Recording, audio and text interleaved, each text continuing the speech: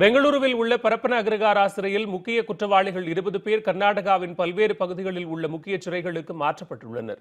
சிறையில் சசிகலாவிடம் 2 கோடி ரூபாய் லஞ்சம் பெறப்பட்டு அவருக்கு சிறப்பு சலுகைகள் அளிக்கப்படுவதாக டிஐஜி ரூபா அறிக்கை சமர்ப்பித்துள்ள நிலையில் நேற்று மீண்டும் சிறைக்கு சென்று ஆய்வு செய்தார். சிறையில் நடக்கும் முறைகேடுகளை பற்றி ரூபாவிடம் சொல்வதற்காக 500க்கும் மேற்பட்ட சிறைவாசிகள் குவிந்ததாக கூறப்படுகிறது.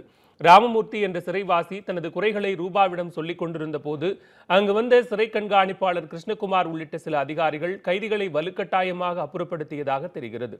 இதனால் சிறிது நேரம் ரூபாவுக்கும் கிருஷ்ணகுமாருக்கும் வாக்குவாதம் நடந்ததாகவும் மீண்டும் வருவதாக சிறைவாசிகளிடம் கூறிவிட்டு ரூபா வெளியேறியதாகவும் தகவல்கள் தெரிவிக்கின்றன.